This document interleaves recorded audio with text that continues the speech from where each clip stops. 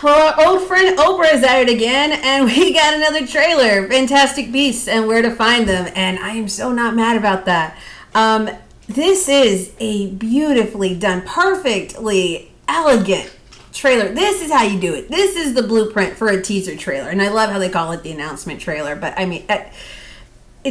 let's go through it bit by bit. So, I mean, it's just starting off with a black screen, some, mysterious, smoky, space, and somebody says Lumos, and, that light as if it's coming off of the tip of a wand, it comes into frame, and immediately there are title cards in which, I think they all end up saying, J.K. Rowling invites you to return to the Wizarding World, something to that effect.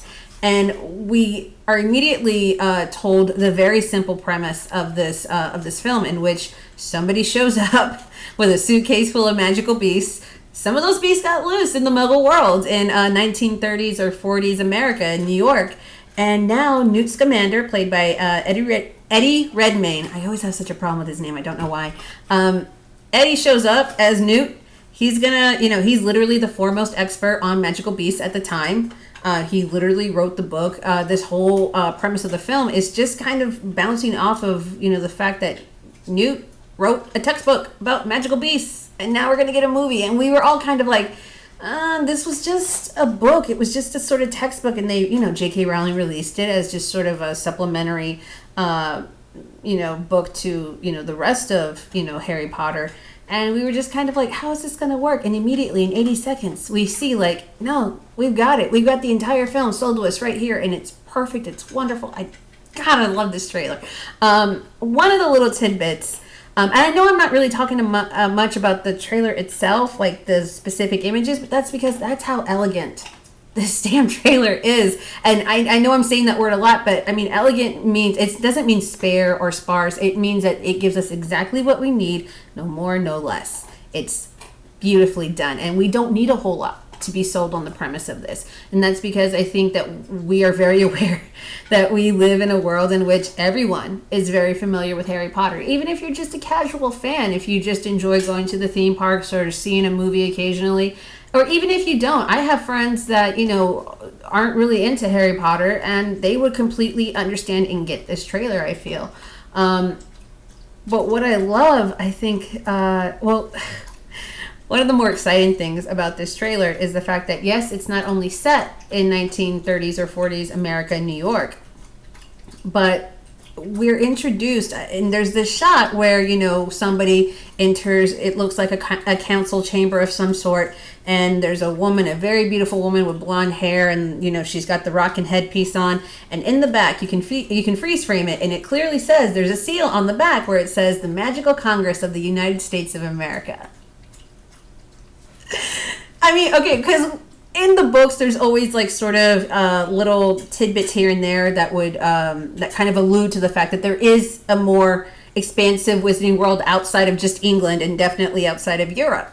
And one of the things that has always sort of been the question rattling around in American fans is, well, what does the Wizarding World in America really look like? And we're going to get to see it. I mean, admittedly, it's only going to be, one specific, time and period and, and place. But I mean, yeah, that's so exciting as a fan to know that not only the entire Harry Potter world, the reason that it's so successful as it is the fact that at the core of it, it's a very, very simple, story. It's good versus evil. We all have those stories. But what works in Harry Potter is how detailed the world around that story actually is. They spend an incredible amount of time world building.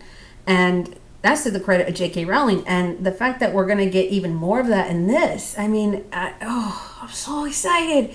And I know I gave a lot of leeway, to another teaser trailer, Star Trek Beyond, for exactly the opposite reason. The fact that it was just kind of giving us, the splashier action pieces. Hey, look at this. Explosions. Oh, pretty things. And I was still sold on it. But I mean, this is kind of sort of, it doesn't change my opinion on other trailers that are like Star Trek Beyond, that teaser trailer. But this, it really does kind of it hits me right here in my little heart, and it hits me right in here, and it kind of connects the two, and I don't have to argue with myself, and I can love it completely and totally as it is, because not only is it, you know, it gets me and it gets my my sentimental connection to Harry Potter, but it also sells me on the fact because it was crafted wonderfully.